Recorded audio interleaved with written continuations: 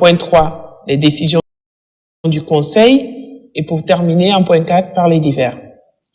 Au titre de son message, le président de la République, chef de l'État, chef suprême des armées, le général Mamadi Doumbouya, a souhaité la bienvenue à tous à ce Conseil des ministres exceptionnel composé des membres du CNRD, des membres du Conseil habituel, ainsi que de 15 cadres de l'administration minière. Le président de la République a commencé son message à l'attention de la communauté musulmane qui s'apprête à célébrer la fête de Aïd el-Kibir la semaine prochaine, en leur souhaitant par anticipation une bonne fête à toutes et à tous.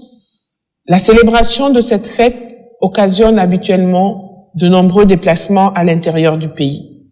Ainsi, par anticipation, le chef de l'État a demandé au Premier ministre, chef du gouvernement, et au ministre de l'Information et de la Communication de procéder à une sensibilisation intense et ciblée à l'attention des usagers de la route. Aussi, il a instruit au ministre de la Défense et de la Sécurité de prendre toutes les dispositions pour renforcer la sécurité routière pendant cette période à risque. En lien avec l'organisation du pèlerinage de cette année, le président de la République, chef de l'État, son Excellence le général Mamadi Doumbouya, a instruit aux services compétents l'ouverture d'une enquête pour situer les responsabilités des auteurs ou de l'auteur de ce sabotage. Il a précisé qu'il attend les résultats de cette enquête avant le lundi 2 juin 2025. Tous les auteurs identifiés responsables du malheur de nos concitoyens répondront devant la loi. Pour ce qui est du recensement, le chef de l'État a décidé du report jusqu'au 20 juin 2025 afin de donner la chance à tous les Guinéens de se faire enrôler. Le compte-rendu des sessions du Conseil du gouvernement du 4, du 18 et du 25 mars et du 8 avril et du 27 mai. Monsieur le Premier ministre, chef du gouvernement, Amadou Ouriba, a fait un résumé à l'attention du Conseil. Pour la session ordinaire du mardi 4 mars 2025, dans son message, Monsieur le Premier ministre, chef du gouvernement, a abordé le point de la visite de 5 ponts à Conakry. Ainsi, il a informé le Conseil qu'en compagnie de l'ambassadrice des Pays-Bas en Guinée, il a visité dans la journée du mardi 25 février dernier 3 des 5 ponts en construction à Conakry, à savoir Kansoya, Kisoso et Kiroti. Il a constaté aussi que Kakimbo et Demoudoula attestent des grands efforts qui sont déployés pour faciliter la vie de nos concitoyens en assurant une plus grande mobilité. En visitant ces lieux, le chef de gouvernement a observé de nombreux défis liés à la nécessité d'une meilleure planification urbaine, intégrée et respectueuse de l'environnement et surtout des besoins émergents. Il a donc souligné l'importance non seulement de concevoir un plan d'urbanisation, mais aussi de veiller à son application effective. Monsieur le Premier ministre a invité le ministre en charge de l'urbanisme et de l'habitat, en collaboration avec ses collègues ministres concernés, à tout mettre en œuvre pour proposer et faire appliquer un plan d'urbanisation en tenant compte des réserves foncières de l'État, y compris les espaces verts, les centres de santé, les écoles, les lieux de culte, les espaces de jeu, les marchés, les espaces pour les constructions de logements sociaux, ainsi que ceux nécessaires à l'acquisition de terrains privés à moindre coût. Le chef de gouvernement a appelé à des politiques urbaines sensibles à l'environnement et a invité les membres du gouvernement à plus de responsabilités et d'engagement. Au titre des communications de ce Conseil, le ministre de l'Économie et des Finances a fait une communication relative à l'organisation de la revue annuelle des portefeuilles, actifs de projets et programmes d'investissement financés sur ressources extérieures, prévue du 12 au 14 mars 2025. Pour la session ordinaire du mardi 18 mars 2025, dans son message, Monsieur le Premier ministre, chef du gouvernement, a abordé 3 points, à savoir la revue de la performance des projets et programmes sur financement extérieur, l'élaboration du budget et les budgets programmes, l'urgence de l'encadrement de l'exploitation artisanale de l'or. À propos de la revue de la performance des projets et programmes sur financement extérieur, Monsieur le Premier ministre a salué, en attendant la communication du ministre en charge de l'économie, les performances enregistrées dues essentiellement au travail des équipes projets des ministères sectoriels, sous la direction et l'impulsion du ministère en charge de l'économie et des finances, lequel a effectué un travail remarquable. Le chef du gouvernement a souligné que le taux d'absorption des ressources des projets est passé d'environ 30 à 50% au cours de l'année écoulée.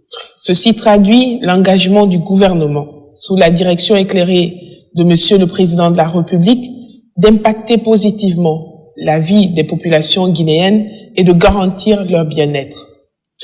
Il a ajouté que le gouvernement doit œuvrer au cours de cette année 2025 à travers des contrats de performance plus suivis et plus rigoureux afin que les résultats soient au moins de 75% de taux d'exécution sur le terrain. Pour y arriver, il a appelé à l'engagement et à la solidarité gouvernementale.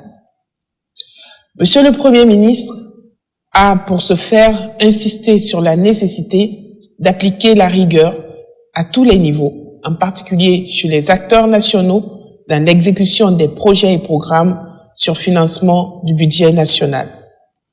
Il a donc invité le ministre en charge de l'économie à tout mettre en œuvre pour soumettre toutes les unités et équipes de gestion des projets et programmes sur financement national, ainsi que les EPA, à des contrats de performance d'une part, et d'autre part à faire une communication dans 2 semaines sur l'approche pour intégrer les projets et programmes sur financement national au processus de revue.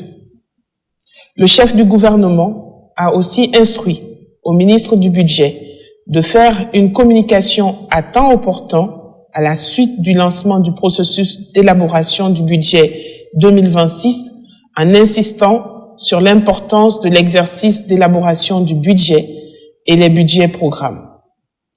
Concernant l'élaboration du budget et les budgets programmes, Monsieur le Premier ministre a instruit au ministre du pôle économique, pour plus d'efficacité et de redevabilité, de prendre les mesures utiles pour la préparation du budget de l'année 2026 sous le modèle du budget programme.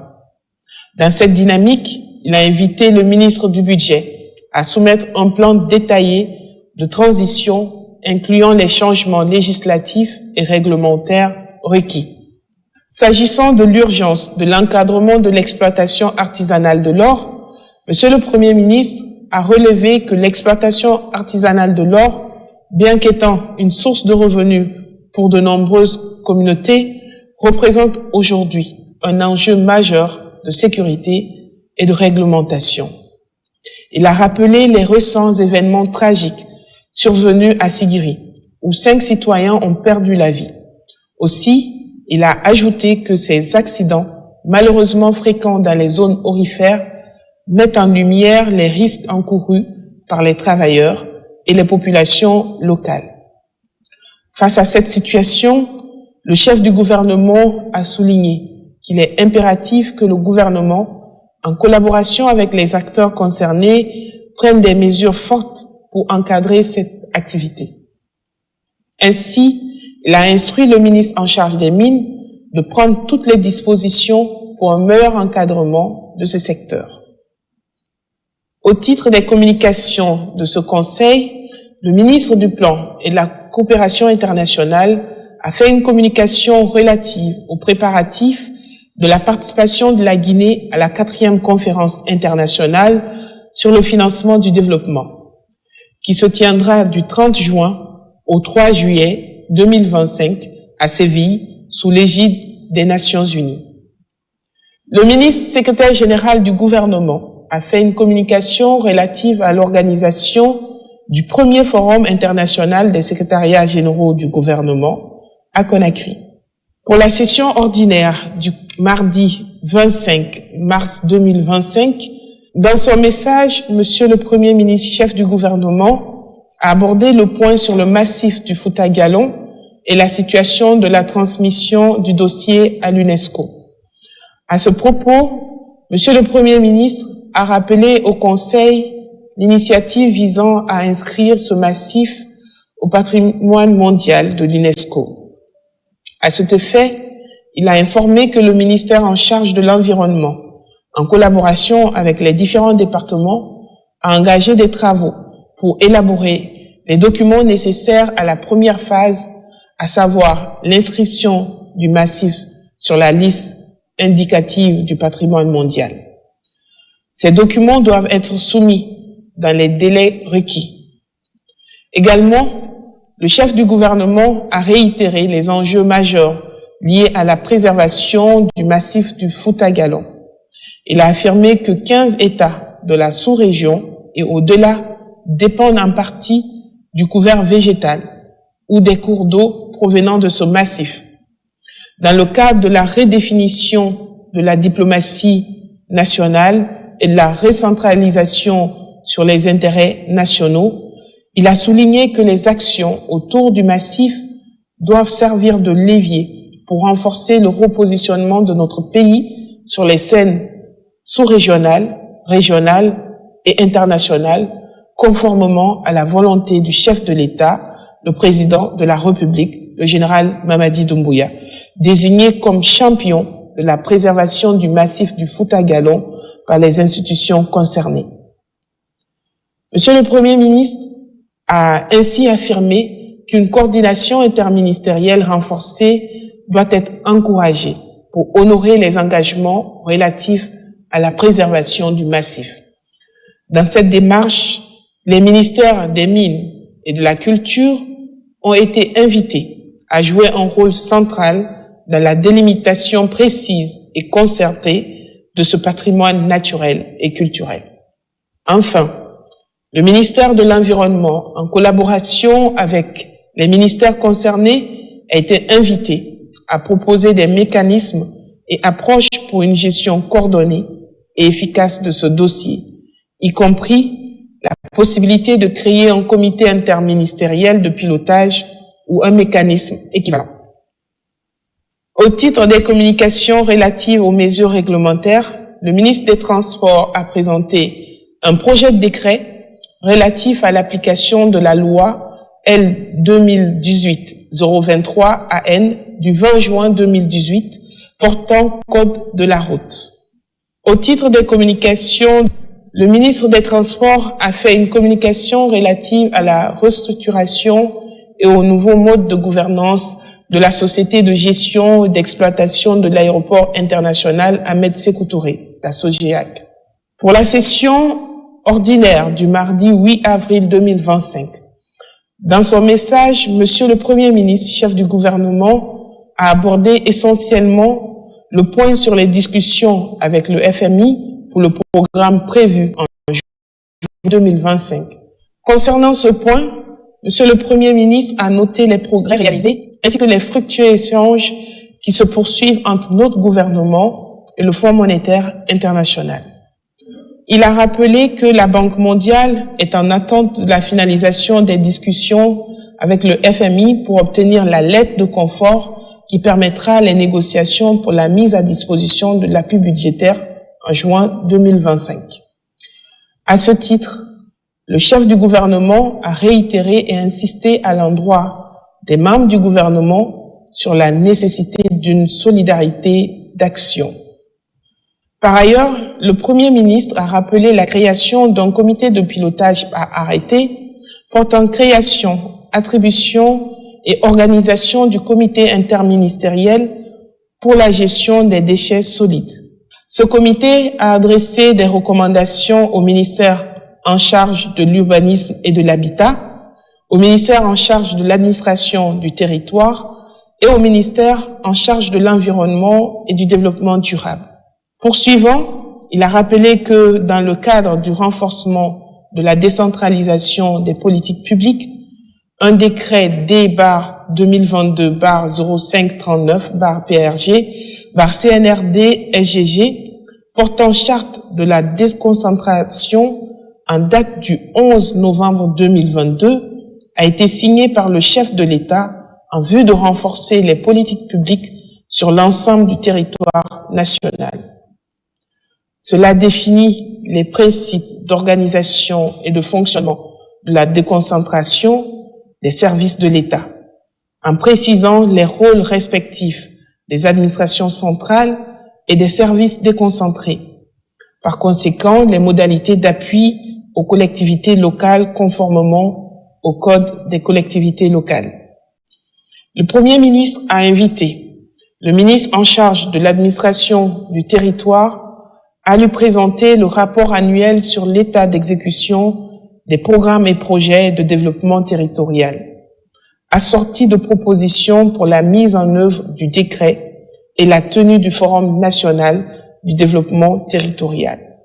Au titre des communications relatives aux mesures législatives, le ministère de la Culture, du Tourisme et de l'Artisanat a présenté 2 avant-projets de loi visant à réglementer les percussions et danses traditionnelles ainsi que le spectacle en République de Guinée. Pour la session ordinaire du mardi 27 mai 2025, dans son message, Monsieur le Premier ministre, chef du gouvernement, a abordé les points suivants. La situation préoccupante de la ville de Fria à la suite des récentes intempéries. L'état d'avancement du programme national de recensement administratif à vocation d'état civil, le PNRAVEC. Concernant le premier point, le Premier ministre a rappelé s'être rendu à Fria le 23 mai dernier, accompagné d'une délégation technique et institutionnelle à la suite des intempéries qui ont durement frappé cette ville.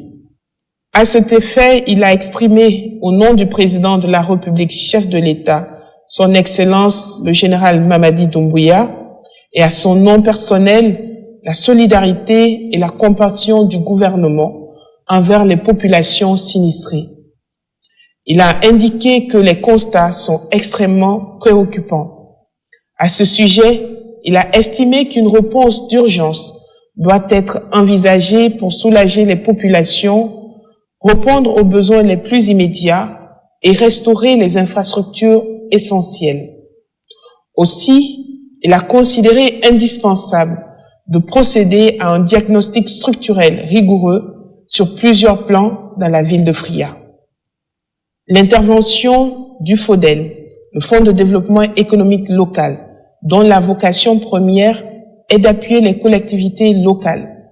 Le rôle de la collectivité locale, la situation de l'usine Russal, acteur économique historique de la ville de Fria, qui doit être clairement réévalué à l'aune des engagements vis-à-vis du développement local.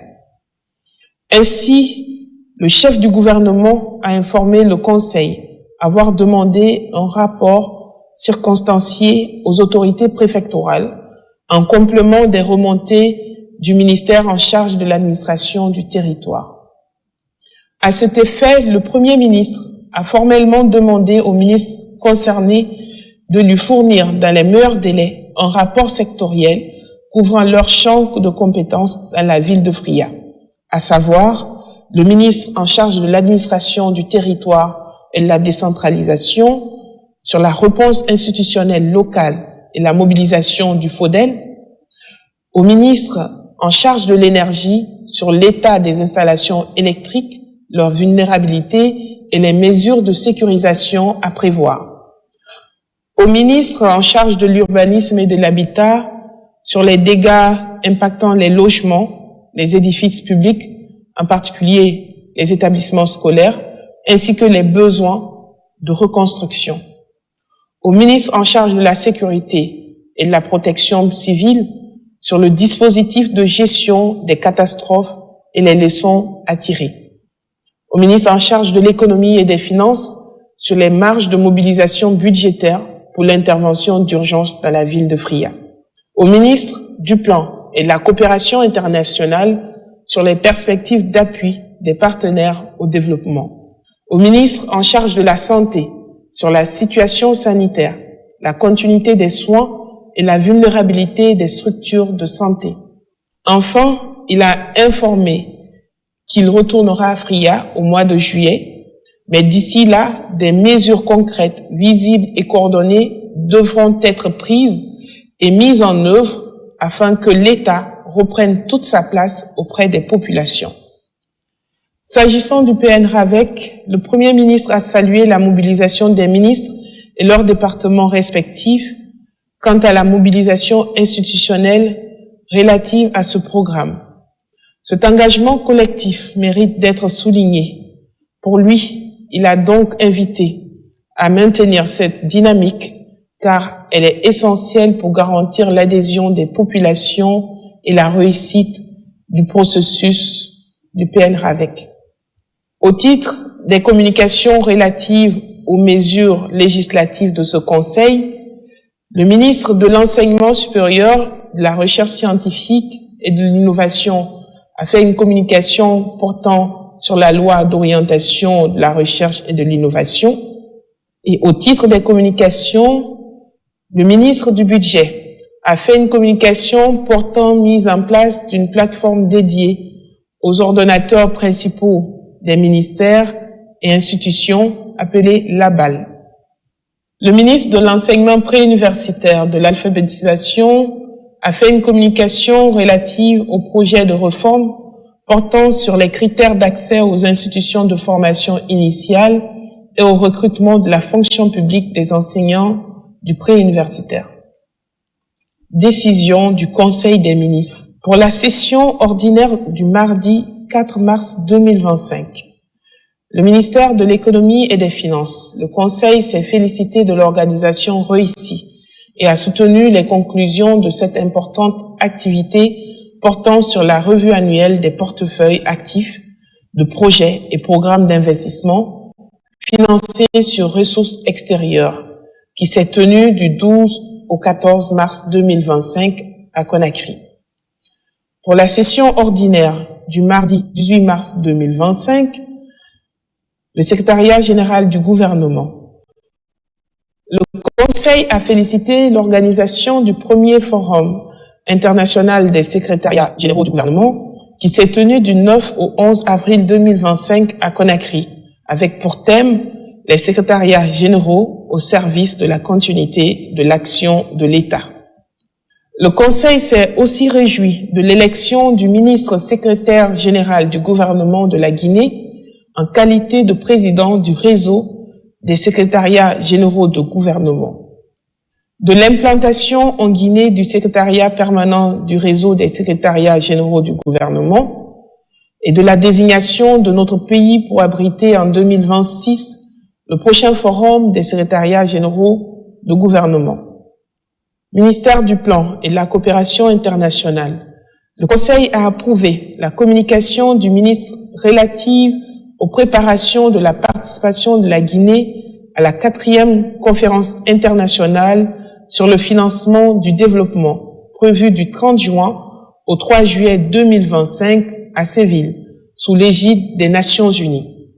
Pour la session ordinaire du mardi 25 mars 2025, ministère des Transports, le Conseil a approuvé la communication du ministre relative à la présentation du projet de décret d'application de la loi L/2018-023/AN du 20 juin 2018 portant code de la route. Ministère des Transports, le Conseil a approuvé la communication du ministre relative à la restructuration et au nouveau modèle de gouvernance de la société de gestion et d'exploitation de l'aéroport international Ahmed Sékou Touré. Pour la session ordinaire du mardi 8 avril 2025, le ministère de la Culture, du Tourisme et de l'Artisanat, le Conseil a approuvé la communication du ministre relative à la présentation de 2 avant-projets de loi. Avant-projet de loi portant réglementation des percussions et danses traditionnelles en République de Guinée, avant-projet de loi portant réglementation du spectacle en République de Guinée. Pour la session ordinaire du mardi 27 mai 2025, le ministère de l'Enseignement supérieur, de la Recherche scientifique et de l'Innovation, le Conseil a approuvé la communication du ministre portant sur la loi d'orientation de la recherche et de l'innovation, LORI. Ministère du Budget. Le Conseil a approuvé la communication du ministre portant mise en place d'une plateforme dédiée aux ordinateurs principaux des ministères et institutions appelée LABAL. Ministère de l'enseignement préuniversitaire et de l'alphabétisation. Le Conseil a approuvé la communication du ministre relative au projet de réforme portant sur les critères d'accès aux institutions de formation initiale et au recrutement à la fonction publique des enseignants du préuniversitaire, sous réserve d'accélérer la révision du statut particulier de l'éducation et d'y intégrer la réforme envisagée. Au titre des divers, Monsieur le ministre de la Culture, du Tourisme et de l'Artisanat, en collaboration avec le ministère en charge du commerce, a initié la reconnaissance et la protection de notre textile local, le lépi.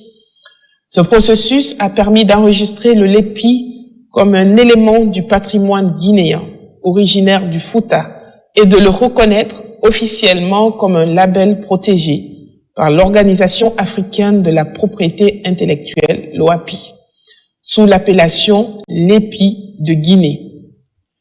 Monsieur le ministre du Plan et de la Coopération internationale a porté à la connaissance du Conseil deux informations, l'une concernant le recensement pilote, l'autre relative à l'enquête sur l'emploi et le secteur informel. Madame la ministre de la Promotion féminine, de l'enfance et des personnes vulnérables a informé le Conseil que l'atelier de validation du compendium des compétences féminines de Guinée a été organisé le 6 mars 2025. Dans le cadre de la célébration du mois de mars, elle a également informé que des lectures du Saint-Coran dans les mosquées et des prières dans les églises ont été respectivement faites les 7 et 9 mars 2025. Monsieur le ministre de la Santé et de l'Hygiène publique a informé le Conseil qu'au cours de la 8e semaine de l'année 2025, 6 des 8 épidémies actives ont été clôturées, précisément la diphtérie, le dengue, le mpox, la rage humaine, la fièvre Lassa et la fièvre jaune. Il a annoncé que les campagnes de vaccination ont été poursuivies pour endiguer les deux autres, à savoir la poliomyélite et la rougeole. Monsieur le ministre des Infrastructures et des Travaux publics a fait un point sur les redevenirs du fonds d'entretien routier. Monsieur le Premier ministre, chef du gouvernement, a de poursuivre le processus réglementaire en vue de faire adopter la signature électronique. Monsieur le ministre du Travail et de la Fonction publique a informé le Conseil de la signature du pacte de stabilité sociale pour la croissance et la prospérité le 30 mai 2025. Il a également présenté le rapport d'évaluation des chefs de division des ressources humaines, de départements ministériels, de la primature et la présidence. Madame la ministre des Postes, des Télécommunications et de l'économie numérique a porté à la connaissance du Conseil 2 points d'information. Précisément, au point 1, les candidatures guinéennes à des postes de responsabilité dans des organisations panafricaines et internationales du secteur postal, dans le cadre de la stratégie de repositionnement de notre pays au sein des instances régionales et internationales du secteur.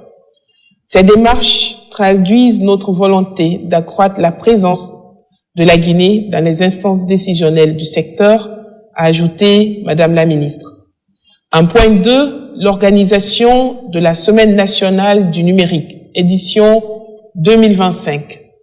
À ce propos, Madame la ministre en charge des postes a sollicité l'aval du Conseil pour l'organisation de la prochaine Semaine nationale du numérique prévue au cours de la 2e semaine du mois d'octobre 2025.